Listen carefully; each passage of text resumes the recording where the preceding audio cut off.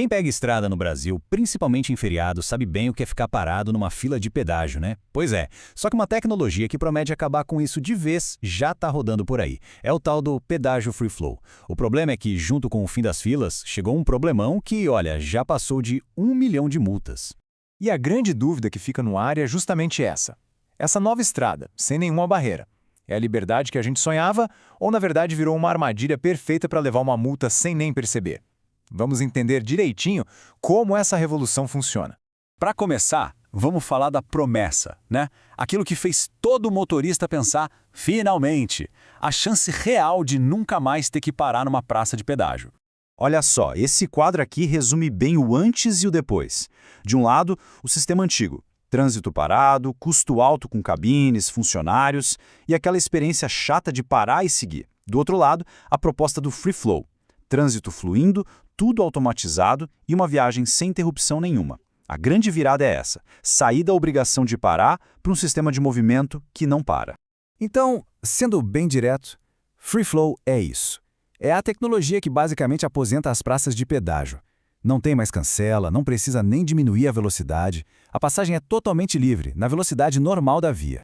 Certo, mas se não tem cancela, como é que a cobrança é feita? Não é mágica, não. É tecnologia pura, instalada naqueles pórticos gigantes que a gente vê cruzando as rodovias. Cada pórtico desses é uma verdadeira central de tecnologia. As câmeras de altíssima definição leem a placa em um piscar de olhos. Ao mesmo tempo, sensores de radiofrequência procuram a tag de pagamento ali no para-brisa. E tem mais, sensores a laser fazem um mapa 3D do veículo para saber se é um carro, uma moto ou um caminhão com vários eixos. Tudo isso para garantir que a cobrança seja exata. E essa parafernália toda é precisa, mas muito precisa mesmo. Para ter uma ideia, nos primeiros testes lá na Rio Santos, a taxa de acerto na identificação dos veículos foi de 99,97%. Ou seja, a chance do sistema não ver um carro ou ler a placa errada é praticamente zero. A tecnologia funciona e funciona muito bem.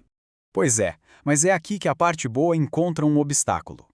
A facilidade de passar direto criou uma nova tarefa para o motorista, a obrigação de lembrar de pagar depois. E o que está acontecendo é que muita gente está esquecendo. E quando eu digo muita gente, o número é de cair o queixo. Já foram mais de 1 milhão de multas aplicadas por evasão de pedágio no sistema Free Flow aqui no Brasil. É um sinal claríssimo de que a adaptação a esse modelo novo não está sendo tão simples assim. E o ponto principal é este: esquecer sai caro, bem caro. Não pagar o pedágio é evasão e isso é infração grave segundo o artigo 209 do Código de Trânsito. A consequência, uma multa de quase R$ 200 e 5 pontos na carteira de habilitação. Então, para fugir desse problema, existem basicamente dois jeitos. Quem já tem uma tag de pagamento, tipo sem parar, Connect Car, essas coisas, não precisa fazer nada. O débito é automático, o risco de multa é zero e muitas vezes ainda tem desconto. Agora, para quem não tem a tag, a história muda. Aí a pessoa precisa agir para pagar. E essa ação exige uma certa disciplina. A pessoa tem que entrar no site da concessionária ou em algum aplicativo parceiro, digitar a placa do carro, ver se tem alguma cobrança pendente e aí sim fazer o pagamento, geralmente por Pix ou cartão. É um processo que depende totalmente da memória de quem está dirigindo. E olha, este número aqui é talvez a informação mais importante para quem não tem tag. 30 dias. Esse é o prazo máximo para pagar o pedágio depois que passou pelo pórtico. Antes, eram só 15 dias, mas o prazo dobrou justamente por causa do número gigante de multas. Foi uma forma de dar mais tempo para o pessoal se adaptar. Agora vamos entrar numa parte que pode interessar muito quem já foi multado. Existe uma discussão jurídica bem forte sobre a legalidade dessas multas, e os argumentos são bem sólidos.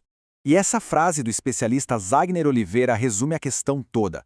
Traduzindo do advoguês para o português claro, se o equipamento que faz a cobrança não foi oficialmente aprovado e verificado pelo órgão máximo de trânsito, que é o Senatran, a multa que ele gera pode não ter validade. É a mesma lógica de um radar de velocidade que não foi aferido pelo Inmetro, sabe?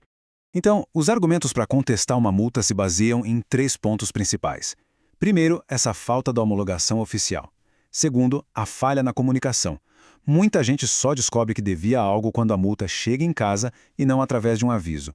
E terceiro, a sinalização. Placas escritas passagem livre podem, sim, levar a pessoa a pensar que aquele trecho é de graça.